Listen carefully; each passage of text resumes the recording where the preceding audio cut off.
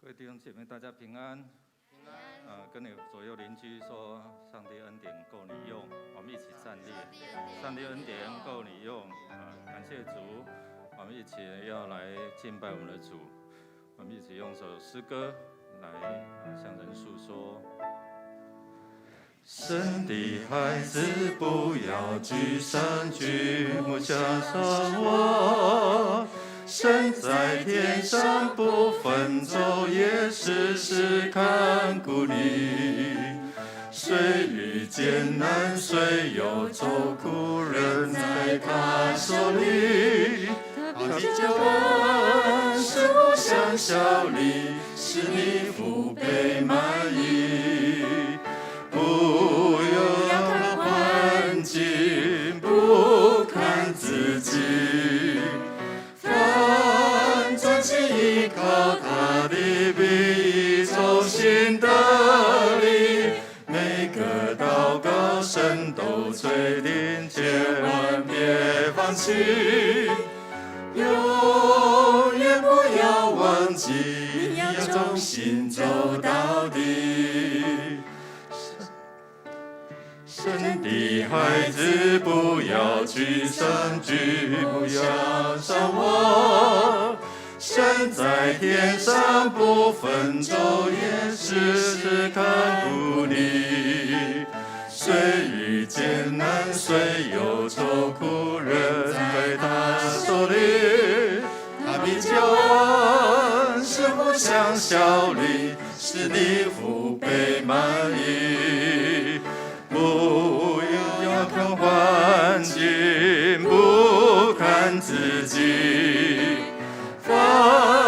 耐心等候他的庇，如云浩如天际。神的孩子在主爱中得享他安息，永远不要忘记，你是神所爱孩子。我们都是神的儿女哦。神要让我们在这样的一个困境苦难当中，也能够像耶稣说，凡劳苦担重担的，可以得享安息。我们要献上我们的感谢哈。过去的环境带来不便，带来限制，但是神的恩典依然同在。我们也要承认我们的有限、软弱，人的悖逆。我们用神的话一起来宣告说。愿颂赞归于我们主耶稣基督的父神，他曾照自己的大怜悯，借着耶稣基督从死里复活，重生了我们，叫我们有活泼的盼望。神啊，求你使我们回转，使你的脸发光，我们便要得救。是我们要献上我们的感谢哦，赞美神，让我们还有生命的气息来敬拜他，享受他所赐的美物。我们要求神帮助我们回转这些悖逆的思想、情感、意志，还有我们所做的哦。我们一起开口同声来祷告，献上我们感谢，也求神让我们察觉我们心中的与神的这样的一个距离，与神的这样的意识相违背的，求神来帮助我们悔改归向他。我们一起开口同声来祷告。哈利路亚，主，我们奉你名，我们献上我们的感谢。主啊，在过去这1-2年当中，虽然面对大环境的改变，环境所带来的冲击、限制，但是主，你在这样的艰困的环境当中，限制的环境当中，依然给我们有这样的一个盼望，依然给我们有这样的恩典，依然给我们有更多的想法跟做法，突破我们的现况，突破我们的困境。主，谢谢你，让我们回转归向你，来到你的面前，除去我们一些悖逆的思想、悖逆的作为。谢谢主，今天早晨的敬拜，愿你悦纳；今天我们的祷告，愿你来垂听。谢谢主，你的恩典够用，不管是在逆境，或者是在困境，或者在顺境的时候，我们都知道神你一直都在，你一直都知道我们的软弱，知道我们的需要，你也在天上宝座上垂听我们的呼求，供应足够的恩典在我们当中。求你也帮助我们，让悖逆的心回转归向你，聆听主你的话，照这样遵行，我们都要成为神的儿女，蒙福的子民。祷告靠耶稣基督得胜的名求，阿们。弟兄姐妹，请坐。我们也要为着我们的需要我们的身心灵的需要来祷告。我们一起用上帝的话一起来宣告说：应当一无挂虑，只要凡事借着祷告、祈求和感谢，将你们所要的告诉神。神所赐出人意外的平安，必在基督耶稣里保守你们的心怀意念。神必在基督耶稣里保守我们的心怀意念，就是身心灵，我们的思想，我们一切的作为，都在上帝的手中，他掌管。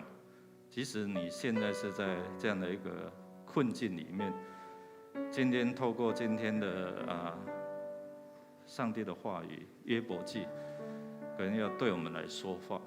我们要为着我们身心灵的需要，为了我们每一个可能在软弱当中的，我们恳求神来医治、来供应。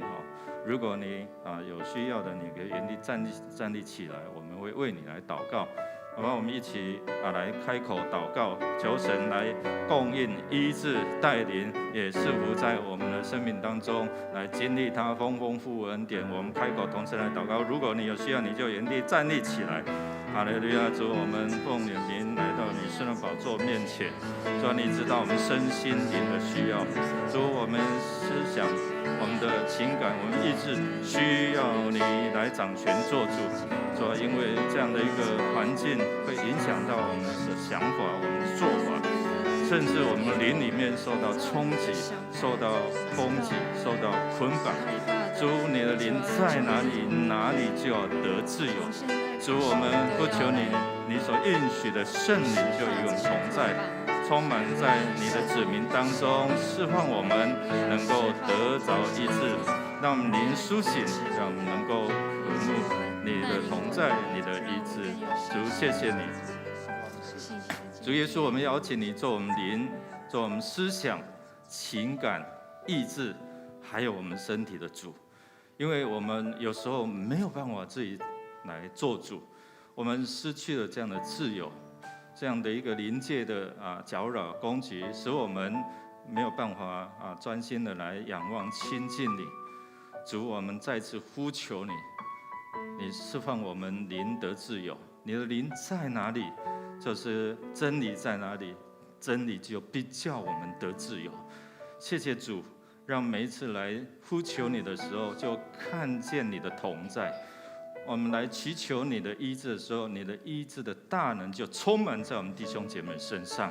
主啊，每一次我们恳求你的供应的时候，我们就看到你给我们是足够有余的。谢谢主，垂听我们的祷告，靠耶稣基督得胜的名求，阿们。最后，我们要为了主日来守望来祷告，用主的话一起来宣告说：亲爱的兄弟啊，我愿你凡事兴盛，身体健壮，正如你的灵魂兴盛一样。我们要为着牧师团队、长子团队，还有我们个人有机会来到这边我们第一个问候可能是你打了没有？打了疫苗没有？第二个，好久不见过去可能习以为常，但是环境的改变使我们不得不有一些的调整，有一些在现场，有一些在线上弟兄姐妹，不管如何，神的爱都不会因为这一些的时空来隔绝，所以我们为着我们跟神之间的美好的关系来祷告，因为求神帮助我们，求上帝帮助我们我们现在每一场都是整栋大楼限制在100人很多的教会限制在50人我们有特别申请通过市政府的核准所以我们包括楼上现在进行的都是只有100人。我们恳求神来帮助我们，能够透过一些事工，可能有不同的想法，但是我们用诸般的智慧把人引到上帝的面前。可你觉得这些的做法是太世俗了吗？还是怎样？但是我们都有配套，如何透过这样的一个分享，小组的分享，我们看到最近这一些的鼓舞班，还有我们社区的一些的活动，有一些社区的家长成人进来，我们就透过这样跟他建立关系。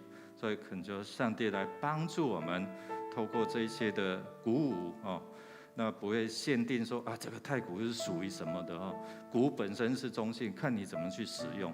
我们把它带到神的面前来为着牧者团队，我们一直要思想在整个疫情的变化当中，如何快速的因应为我们牧者来祷告那我们的身心灵需要神的同在，因为其实我们在整个领导的过程当中，谁压力最大？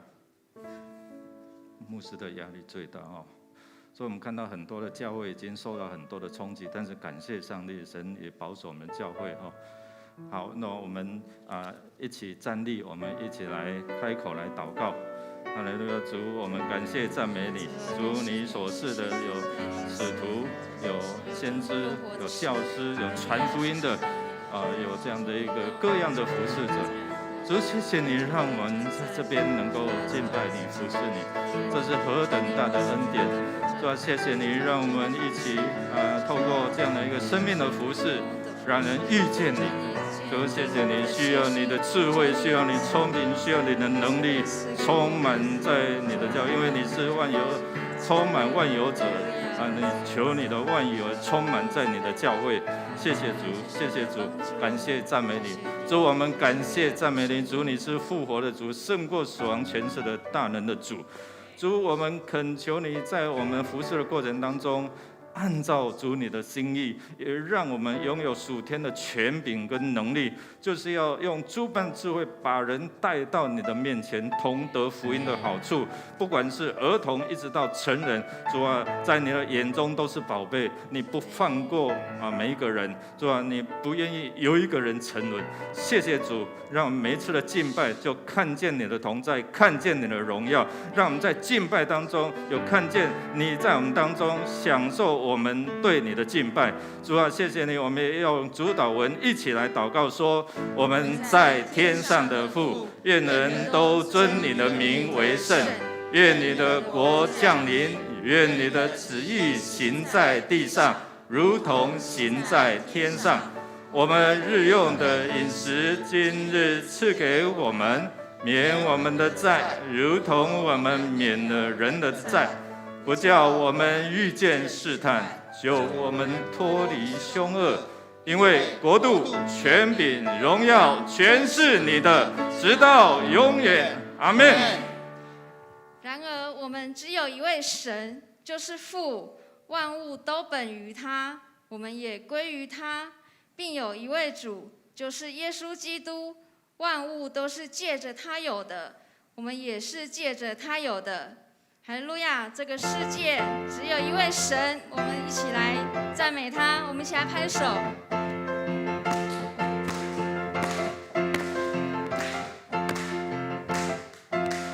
有一位真神，他名字叫耶稣，他来到这世界上，为要救赎你。生命的意义尽在这福音里，只要你开口呼喊耶稣，耶稣是生命，一切问题的解答。耶稣是生命，一切黑暗的亮光，将忧伤变为喜乐，将惧怕变为力量。耶稣是永恒唯一的盼望。再来宣告，有一位真神，有一位真神，他名字叫耶稣，他来到这世界上，为要救赎你。生命的意义尽在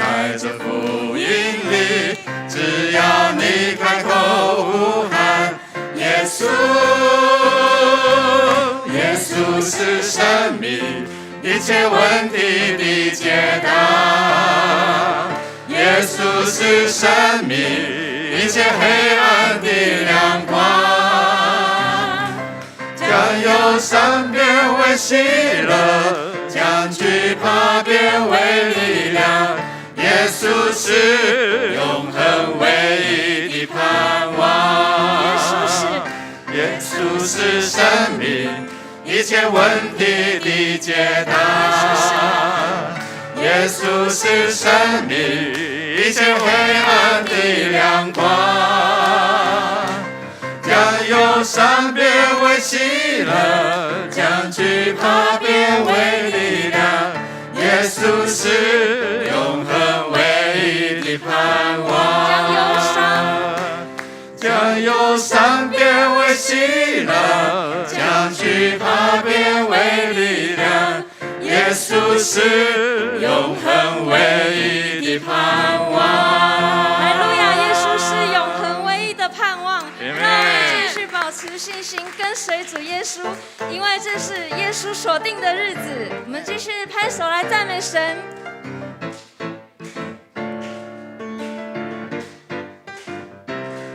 这是耶和华所定日子，神的儿女当欢呼喜乐。耶和华已战胜仇敌，战胜仇敌，全地大声欢呼。这是耶和华所定日子，神的儿女当欢呼喜乐。耶和华已战胜仇敌，战胜仇敌，全地大声欢呼。耶和华是我力量，我心中一切的盼望。耶和华是我的诗歌，又是我的拯救。神子民行走全地，报好消息宣告你的名，高举得胜的旌旗，我们称谢你，你是我神。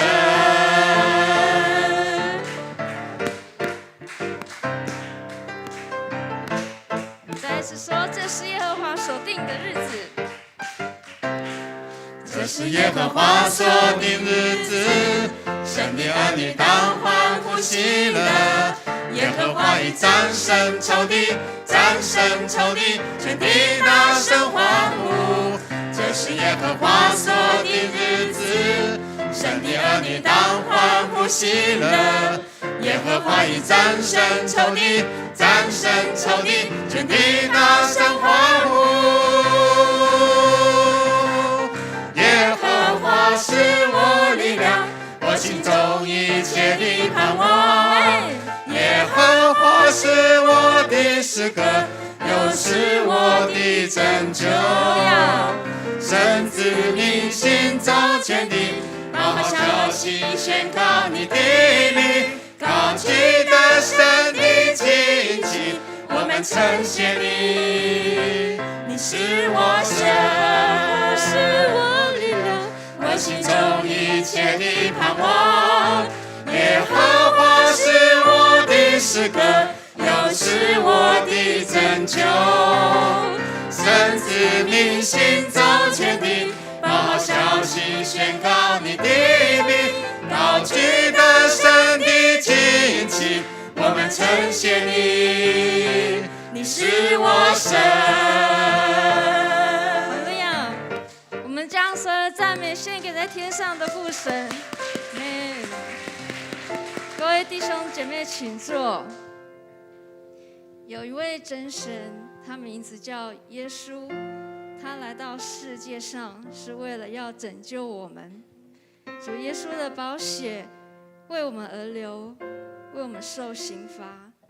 因为这位神，他如此深爱着我们。主，我们谢谢你。我们要继续来赞美神。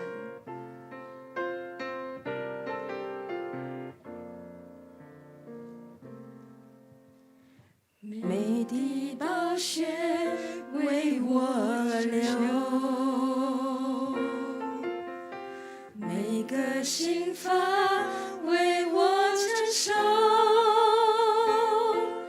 恩典如海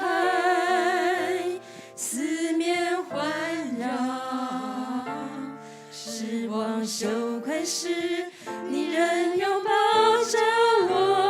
每滴宝血，每滴宝血为我而流，是的，主，是的，每个心法为我承受，心法，恩典如花，四面环绕，失望羞愧时，你仍拥抱着我。主耶稣，你永远如此深爱着我，十架上钉痕的手告诉我，你永不放弃我。主耶稣，你永远如此深爱着我，无论是生命或死亡，困苦患难逼迫，都不能叫我与你爱隔绝。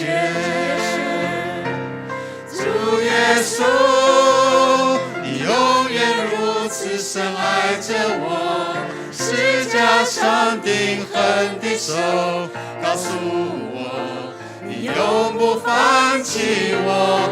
主耶稣，你永远如此深爱着我，无论是生命或死亡，困苦患难逼迫，都不能叫我与你爱隔绝。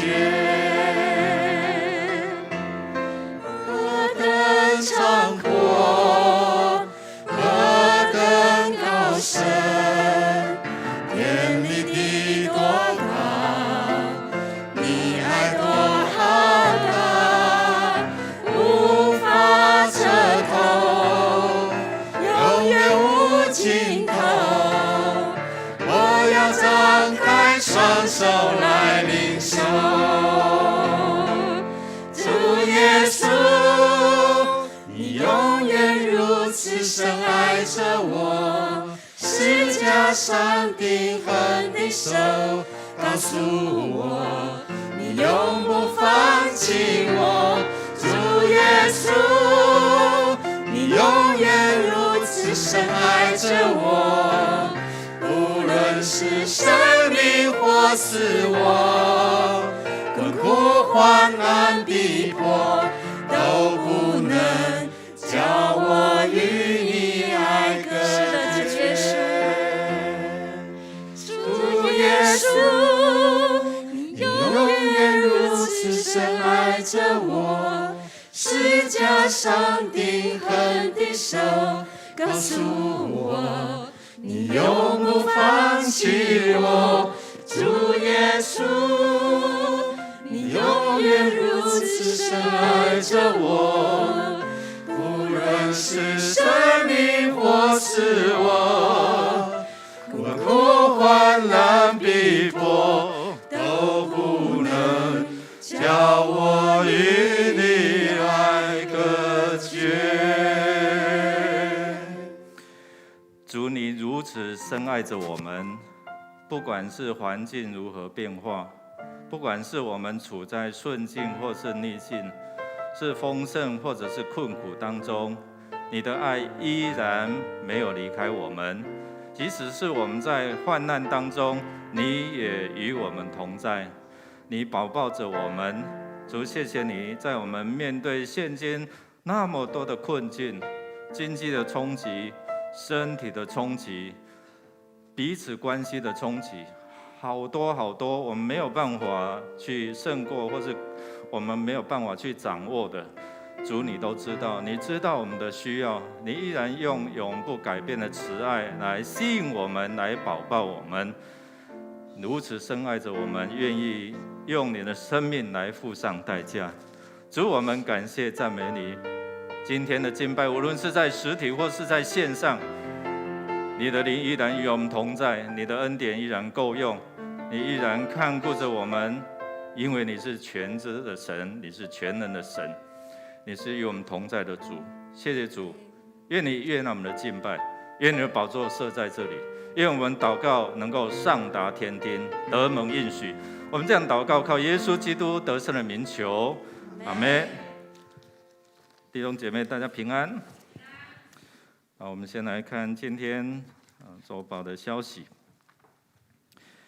因疫情的关系现在虽然降到第2级，还是有一些的限制我们到祷告到8月23号，看能不能有更进一步的这样的一个解封恢复所以我们现在依然是限制在100人。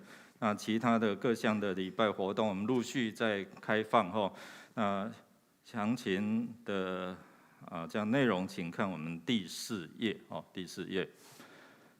好 ，OK， 好，所以我们现在的疫情当中，我们都是有实体加线上那主日礼拜的方式也稍微有一些的调整。那我们要透过这样的一个登记。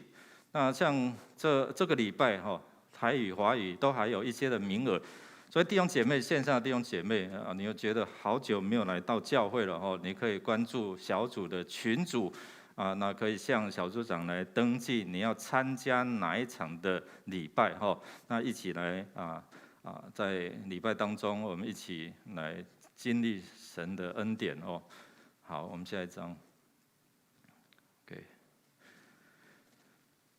好，所以我们在进出教会都有一些的防疫的规定那礼拜第1场完之后，我们会有马上的清消，就是消毒所以请我们弟兄姐妹，因为疫情的关系，没有办法再留在这边开杠了那真的是疫情的关系，所以我们就体谅一下那马上要进入第2场所以这边都要做一些的消毒，然后我们也保持适度的防疫距离。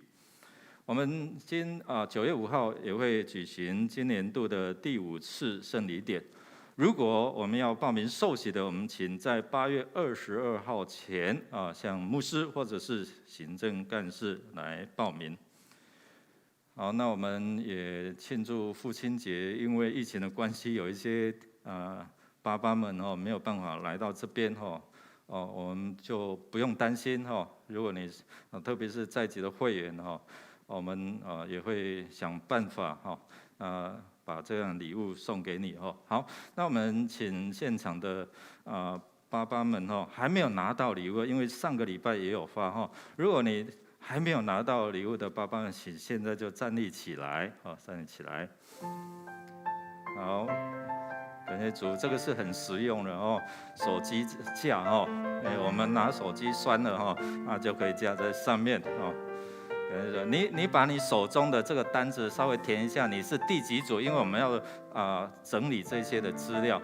楼上有没有还没有拿到的周爸爸的那请你把手上的那个单子如果好拿到的就请来坐下OK。很难得，这个在疫情当中还可以得着这样的一个礼物这是神的恩典我们一起来祷告，我们为着所有的爸爸们来祝福。主你透过地上的爸爸，使我们体验到阿爸天父你的爱，你的心意。主要当他们在外出操劳当他们在为了家庭付出的时候，保守他们的身心灵健壮，灵魂体兴盛，让他们所做能够凡事亨通顺利，也能够成为家庭的一个祝福，有美好的信仰，成为儿女的榜样。谢谢主，赐福他们出入平安，在疫情当中依然有健壮蒙福。祷告靠耶稣基督得胜的名，阿们。好，我们再次拍手来祝福这些爸爸们感谢主。好。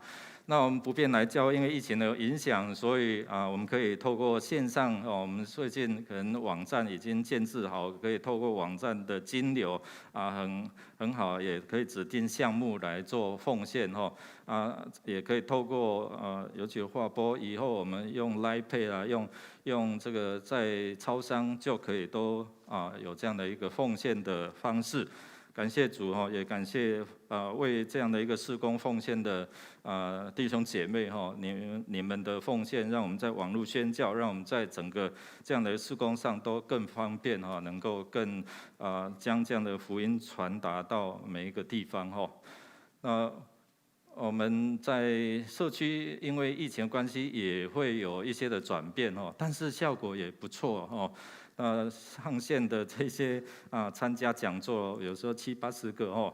那我们这次灵性的医师也会透过礼拜3的线上讲座，被武汉就是新冠肺炎打乱的心哦，帮助我们心灵如何调整哦，才能够过好日子哦。好上面有一个会议的代码，现在好多年长者都很会用 Google Meet 哦。那会议代码把它打下去的时候，就可以上线了哈。好，那我们其他的就自己来看哈。那我们来读今天的金句，来读2遍，一起来。我从前风闻有你，现在亲眼看见你。约伯记42章5节再一次。我从前风闻有你，现在亲眼看见你。约伯记42章第5节，我们预备心来奉献。奉献是基督徒感恩的表现，是出于甘心乐意。如果你不明白奉献意义，你不用勉强，你用祷告来表达你的感恩。我们一起用这首诗歌献上感恩的心，来到神的面前来献上我们的感谢。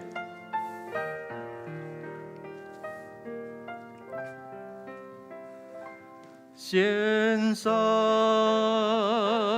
感恩的心，归给至神全能神，因他赐下独生子，主耶稣基督，献上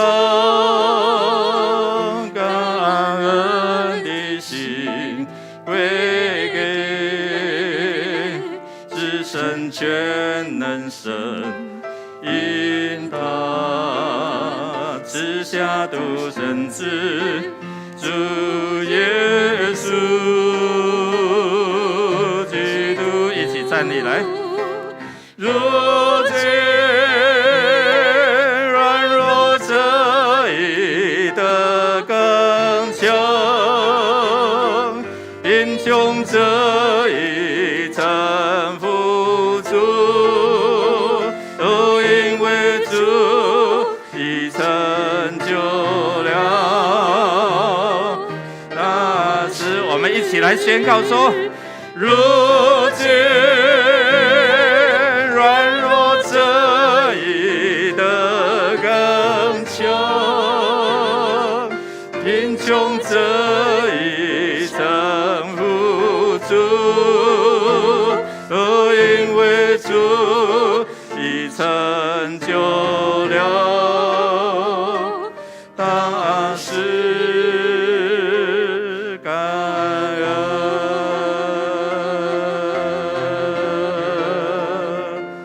感恩，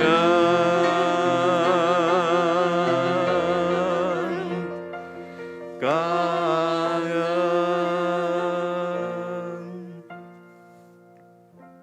约伯记在哪里呢？就在诗篇的前面诗篇的前面。线上的弟兄姐妹，还有我们现场的弟兄姐妹，我们预备好约伯记约伯记的42章第1到10节。好，我们一起来看约伯记的42章1到10节，一起来。约伯回答耶和华说：我知道你万事都能做，你的旨意不能拦阻。谁用无知的言语使你的旨意隐藏呢？我所说的是我不明白的，这些事太奇妙，是我不知道的。求你听我，我要说话。我问你，求你指示我。我从前风闻有你，现在亲眼看见你，因此我厌恶自己，在尘土和炉灰中懊悔。耶和华对约伯说话以后，就对提曼人以利法说：我的怒气向你和你2个朋友发作，因为你们议论我，不如我的仆人约伯说的是。现在你们要取7只公牛、7只公羊，到我仆人约伯那里去，给自己献上燔祭。我的仆人约伯就为你们祈祷，我因悦纳他，就不按你们的愚妄办你们。你们议论我，不如我的仆人约伯说的是。于是提曼人以利法、苏亚人比勒达、拿玛人所法，照着耶和华所吩咐的去行。耶和华就悦纳约伯，约伯为他的朋友祈祷，耶和华就使约伯从苦境转回，并且耶和华赐给他的比他从前所有的加倍。愿主的话语来帮助我们，透过神的智慧，让我们明白什么是对我们有益处。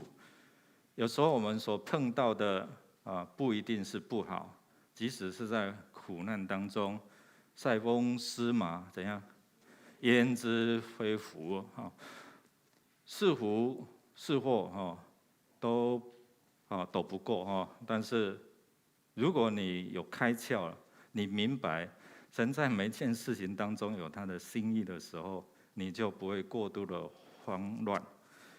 我们再看到林书豪这位好小子，他在他的篮球生涯当中，可能是走上很多坎坷的路。我们看到这个图8月7号，他在社群媒体上面他所揭露的这张图，是他从美国飞到上海的时候，他也经过一些的检测，他也打了2剂的这样的一个疫苗之后，他也经过好几次的这样的一个 PCR 或者是这一些的血清的检测，但是到最后一次最新的这样的一个检测的时候，他被确诊了，就是得到新冠肺炎。所以刚开始他觉得说他有很多的这一些的慌乱跟惊吓，为什么呢？我打了两剂疫苗了。我们看到最近的新闻也是一样，对，也是一样，说确诊了，但是就是他们不至于说重症了。就是像之前一样，一得可能几天就死亡了那它有一些的保护力那有时候我们是想，我打了，我做了那一些的防护，那为什么会怎样会确诊呢？或许上帝透过他在篮球职篮在 NBA 的这样的一个过程当中他很辛苦有时候高潮，有时候是在那种低谷当中那或许上帝透过这样的过程来历练他，面对这样确诊的时候，他不放弃，他不会松懈下来，他不会软弱下来。你知道，有时候我们心一软弱下来那忧伤的灵就使骨怎样枯干了。所以那灵的强壮很重要，你知道吗？即使在困境当中，如果你够坚强，你够忍耐的话，你就会看到什么盼望。所以我们看到患难来临的时候，就是让你在忍耐当中生什么老练生盼望所以在这个过程当中，神也透过这些的过程在训练我们。即使在过去我们圣经所看的约伯的身上，或者是在你我的身上当中那上帝的儿女还是会可能面对这样的苦难，成为苦难的确诊者。对，生病会不会临到我们？会。失败会不会临到我们？会。缺乏会不会临到我们？会。好多这些状况，神的儿女也会。那我们会思想，或是好小时候会思想，为什么会这样呢？我都是神你的宝贝儿女，为什么会这样呢？昨天我们在这边举行佐佐父姐妹的告别礼拜哦，从早牧师为他们服侍哦，到最后一次看到他是在安养院。牧师跟张玉主任干事哦，我们去探访他，没有知觉，为他祷告，叫他有了稍微好像眼角稍微有一些的湿湿的这样哦，我不知道他听得到还是听不到哦，很辛苦了。其实病人很辛苦，然后照顾的家人也很辛苦，我自己也体验过。所以我知道那一个照顾者的这样的一个苦，所以我会体验到他的这样的苦。但是当下我在经历这样的一个父亲、母亲这样的一个治疗，或者是躺在床上一动也不动，只能够用眼睛跟你眨眼的这样的过程当中，你没有办法去体会。但是当你走过来的时候，你才可以怎样去安慰别人。我了解你的明白，所以即使我不讲话，他也感受到我对他的支持。弟兄姐妹，有时候我们不晓得上帝的想法是怎样，那我们就是要透过约伯记来认识这位全能的上帝他的想法。到最后42章的结局，我们才知道。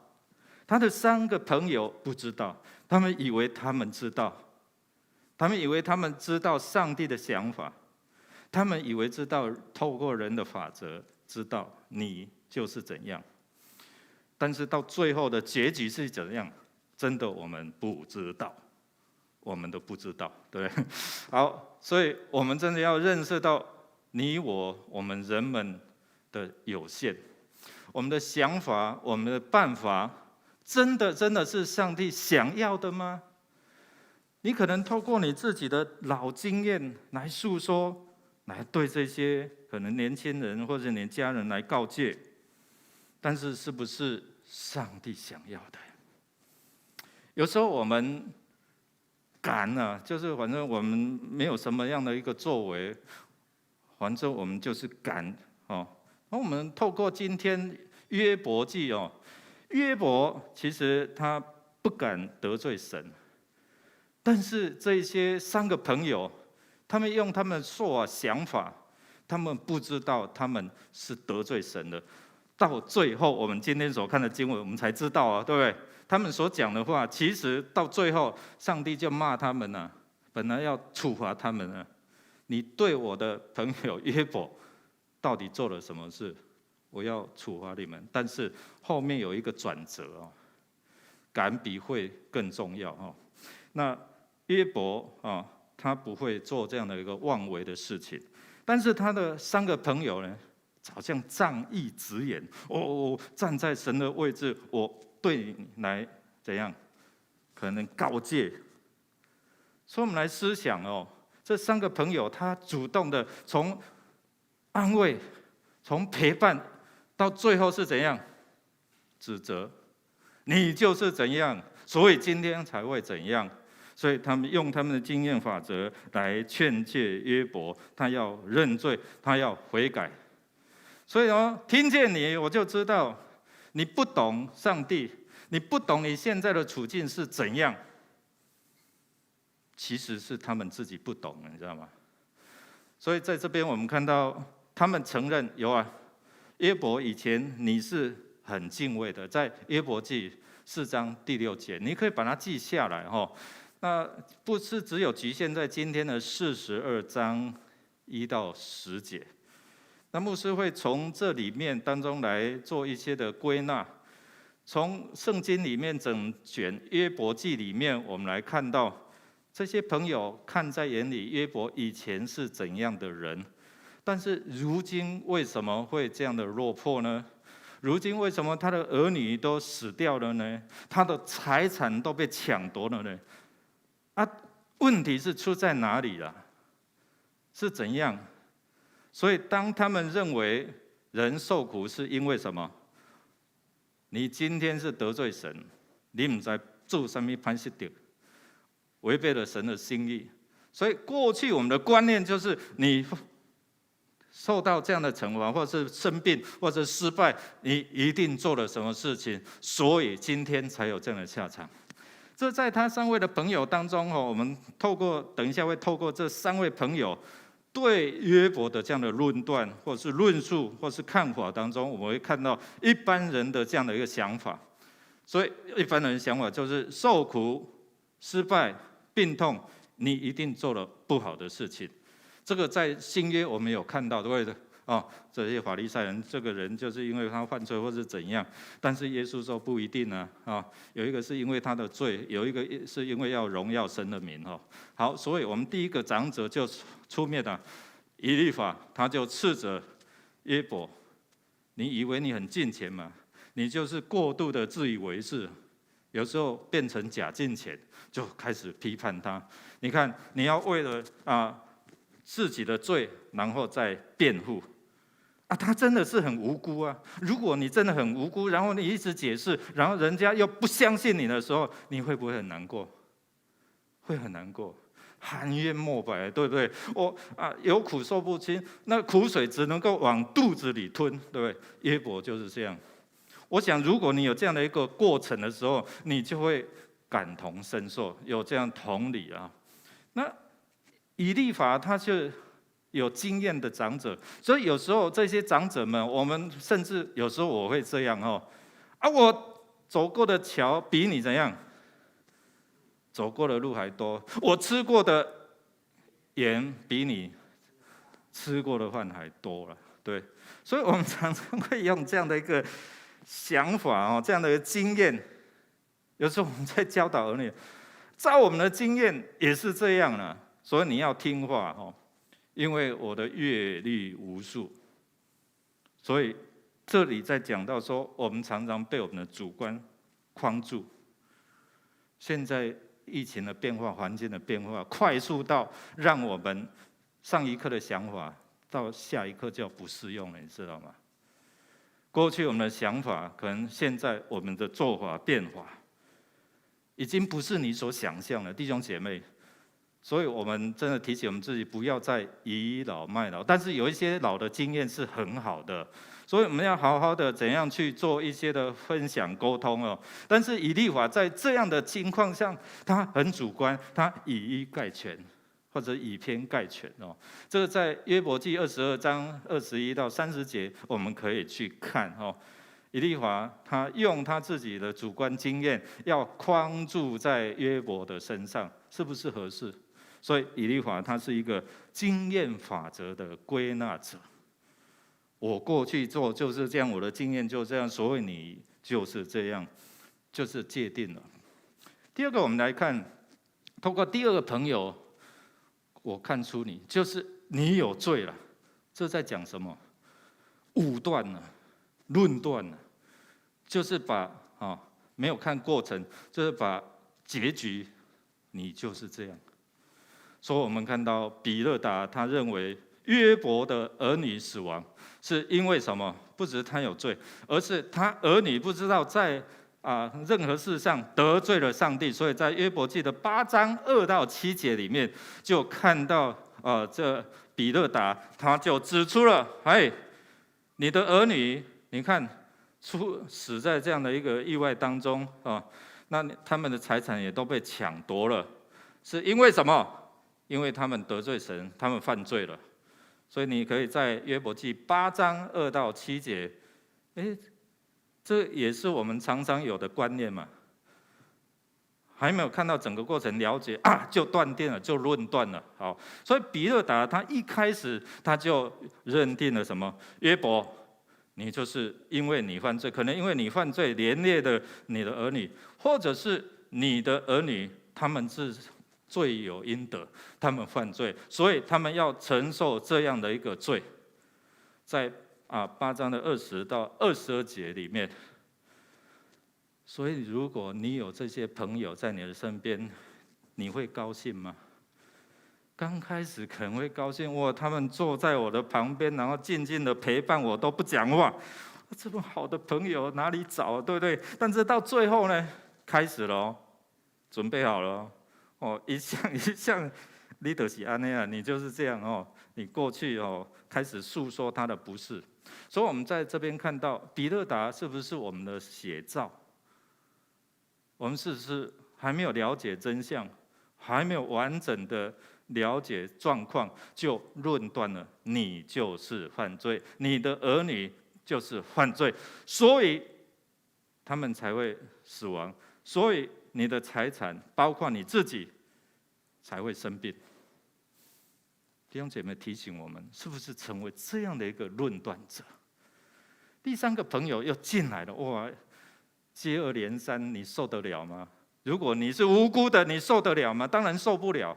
我是清白了，哦，好像是有口难言这样，说到你就知道你自义，让别人说到你说你就是自以为是，你就自以为了不起，所以才有今天这样的一个下场。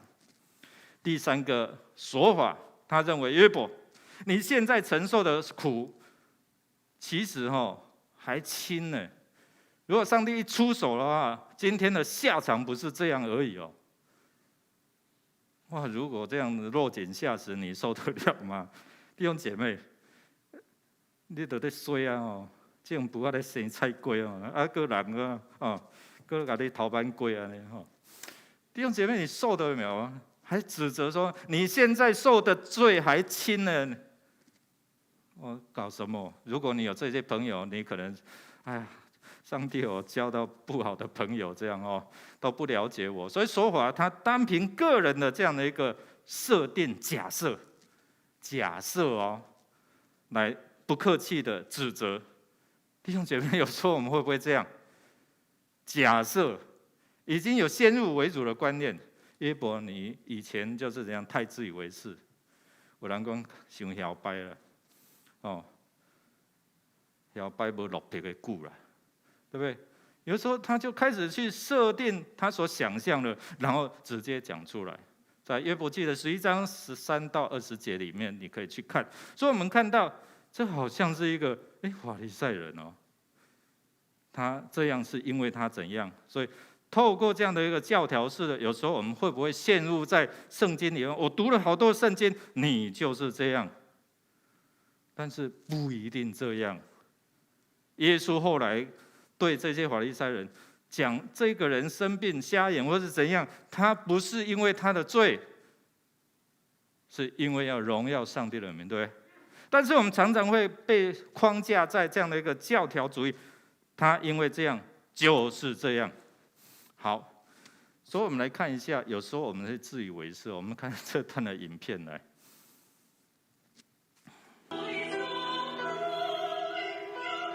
声音。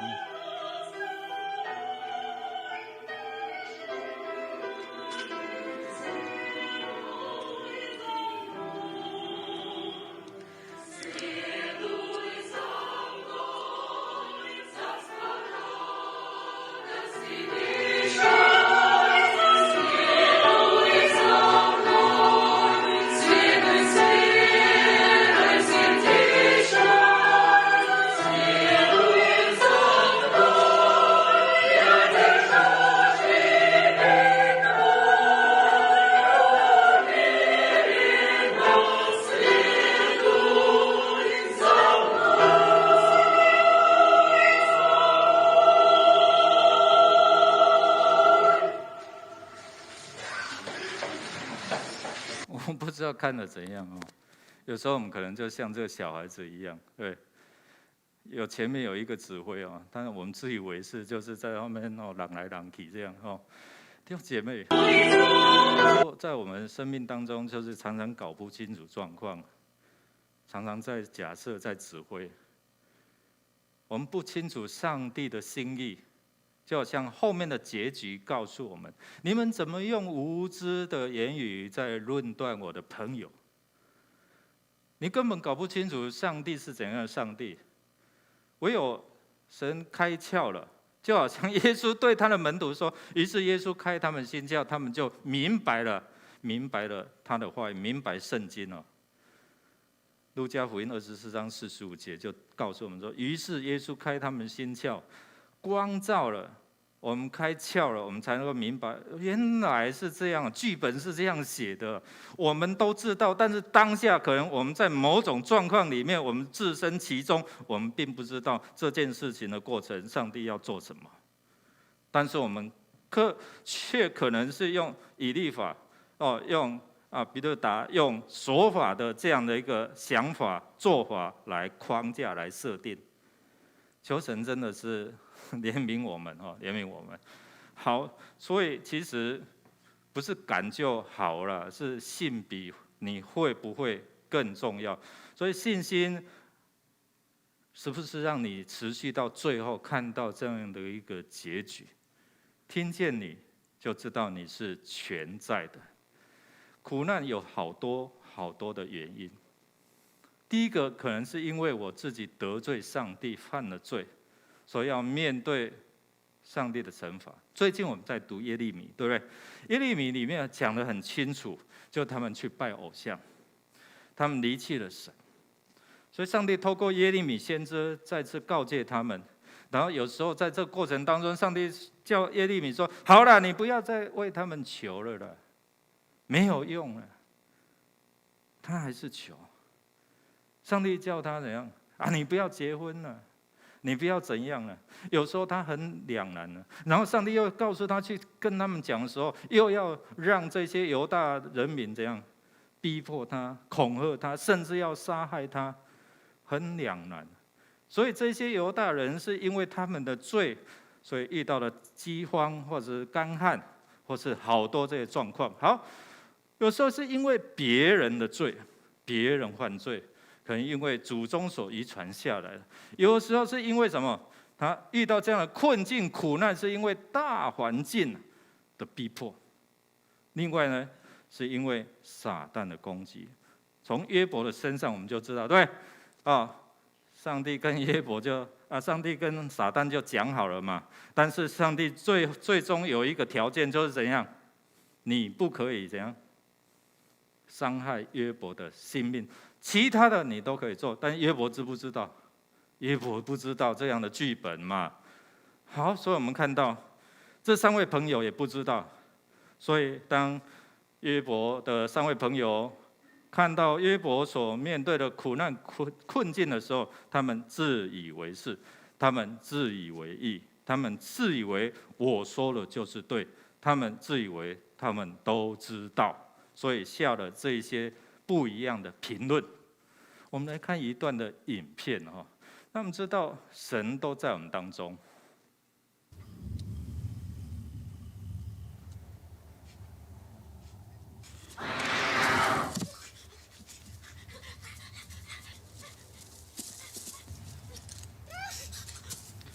这只小熊它的母亲都已经被猎人射杀了最后它孤苦无依，就要面临环境来的这样的一个逼迫。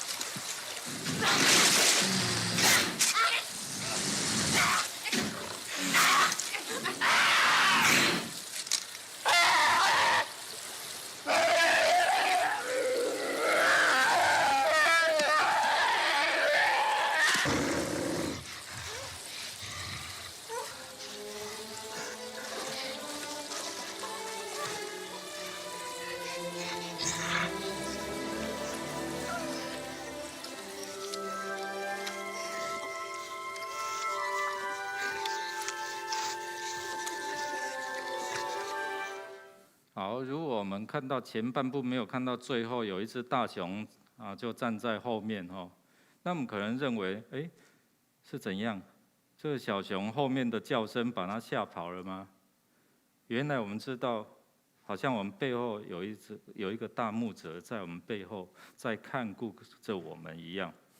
以色列的这样的一个牧羊人，其实他们在牧羊的时候，透过小孩子，他们会带领羊群在前面，所以羊群会跟着小牧人。但是通常他们的父亲会站在后面高处，然后再观望着他们的孩子怎么样在带领他的羊群。不是像我们台湾，就是从后面在赶羊群以色列他们就是牧者怎么样带领他们到溪水旁，到安静的青草地，对不对？所以后面你看有这样的一个大熊，其实在后面所以这个豹看到就怎样吓跑了，因为看到比它大的这样体型的，你知道吗？有时候我们真的如同这样的一个过程当中，如果只看前面，我们就不知道我们的不知道。就好像我们看到神不用别人来为他辩护，来辱骂批评别人，胡言乱语。圣经告诉我们说，你不要用无知的言语，谁用无知的言语使我的旨意暧昧不明？所以他们对苦难的看法根本的问题就是无知。弟兄姐妹，有时候我们甚至不知道有一位全能者与我们同在。我们甚至很多的无知就成为一个论断批评者。所以这边我们看到神的全能，神的全在，神的全知，他知道你什么时候我要出手，我要拯救你。就他面对这样的一个困境攻击的时候，他知道你的需要。就在当他要出手的时候，有时候我们不晓得，敌对者也不晓得。所以当我们认识到这位全能的神、全能的主的时候，你才能够认识到自己的无知。所以约伯告诉我们说，他知道他自己的不知道。我知道我自己的不知，但是这三位朋友以为我知道上帝的心思意念，我知道，所以你一定是这样，所以就妄下结论。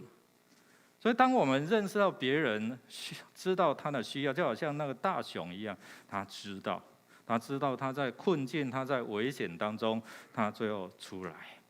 所以我们认识到别人是不是他此时此刻他需要被爱，他需要被接纳，他需要被尊重。所以当我们认识到像约伯知道只有上帝能，只有上帝掌管我们的未来，掌管我们的心思意念。这位黄子荣，他是一个知名的广告媒体人。那他在他的过程当中，他从小有这样宫庙的背景那他的爷爷是台北有名行天宫的创办人。他的爷爷其实也希望他后来能够做接班人那在这样的一个过程当中他从小就有那种可以看得见灵异现象，看到这一些的邪灵，看到这一些的小鬼讲一下会不会起这样的一个鸡皮疙瘩？因为现在是农历7月那其实在这个过程当中他做了好多脍炙人口的广告。如果你有台新玫瑰卡那个广告就是他做的那他从小有这样的发觉，我怎么可以赐令这些小鬼离开那些惊吓的小孩啊？所以他有这样收惊的能力，但是他平常不是这样在拜跟别人不一样那他可以赐令这些小鬼安静离开。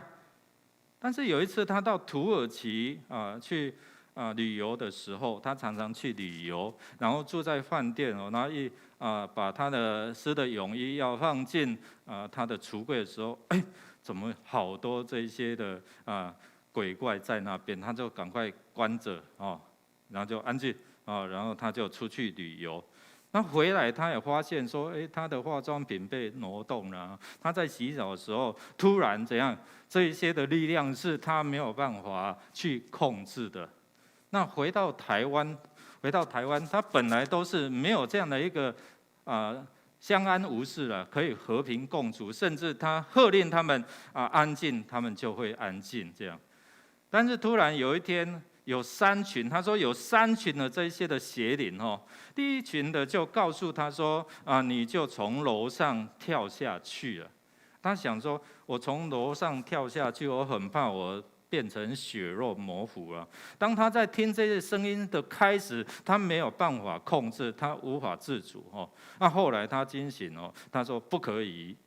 然后第2群的声音又对他说：“你打开门。”他的家有2道门，他说：“你打开门，然后从楼梯滚下去。”所以当他打开第1道门的时候，突然清醒，我为什么要滚下去？所以这2群的声音都是很凶的。后来第3群的就告诉他说：“你可以到你的楼顶，因为他们是住在最高楼哦，然后楼顶你可以试着可以飞。”他用很温柔的声音对他：“你可以尝试，你可以飞啊。”所以他走的时候，他就说，突然醒过来，他说：“我那么重，我怎么会飞啊？”我们之后可以去看他的 YouTube 的一些的影片哦，因为时间比较长。但是从这样因为他的先生常常上酒家，因为生意的关系，所以就会有养小鬼这样。所以后来他先生的身体也受到一些的搅扰，然后他也受到一些的搅扰。过去他有这样的好像呼风唤雨的能力，但是如今他却束手无策。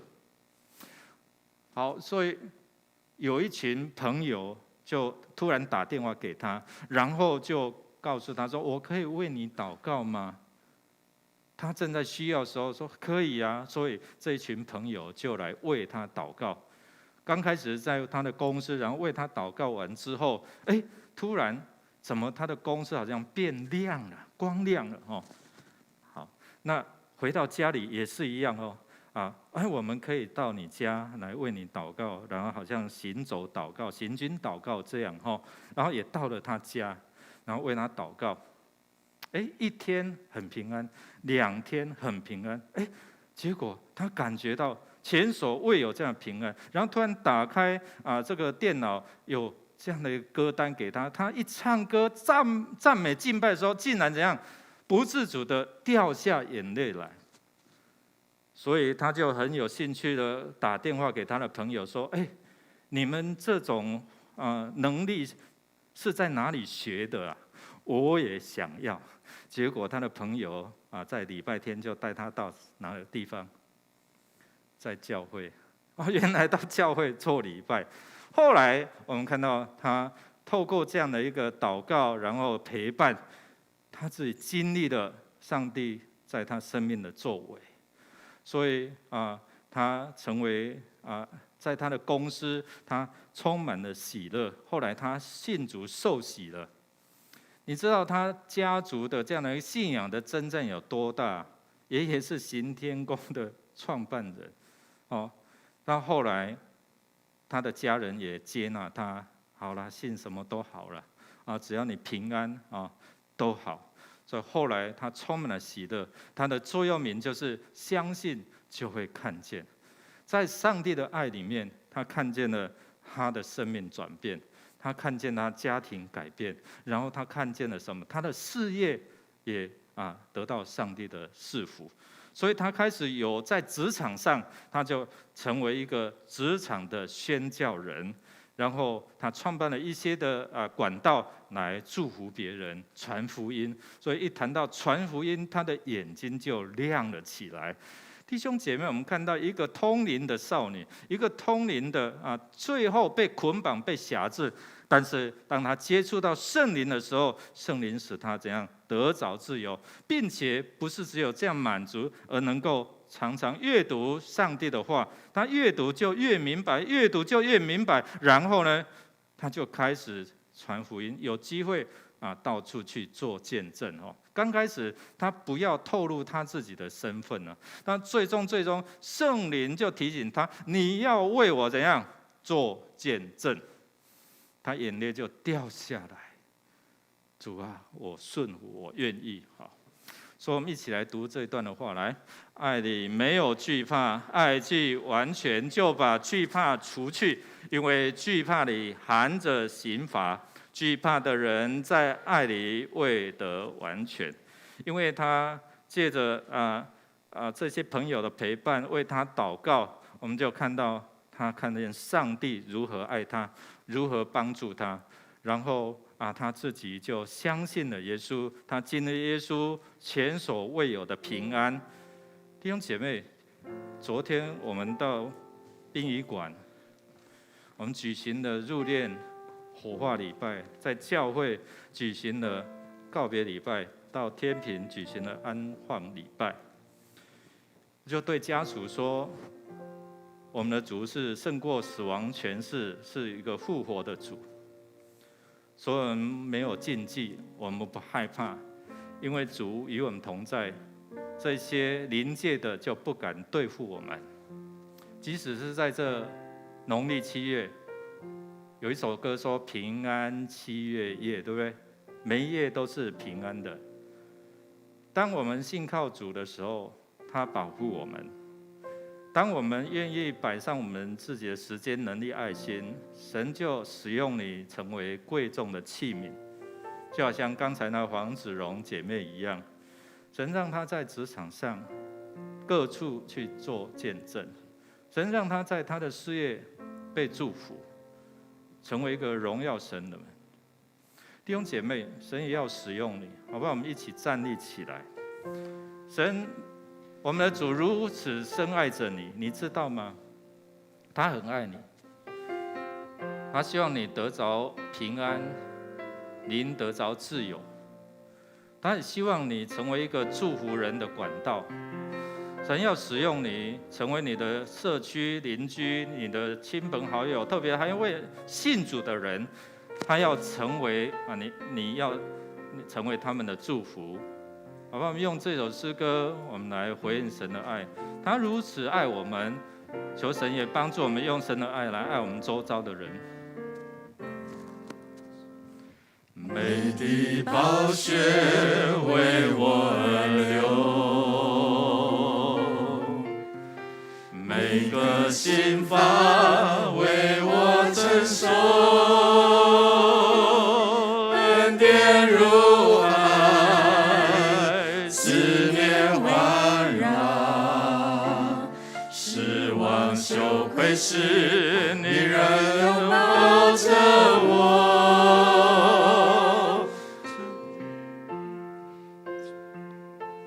主耶稣，你永远如此深爱着我，是将上帝恨的手告诉我，你永不放弃我。主耶稣，你永远如此深爱着我，无论是生命或死亡，困苦患难逼迫，都不能叫我与你爱隔绝。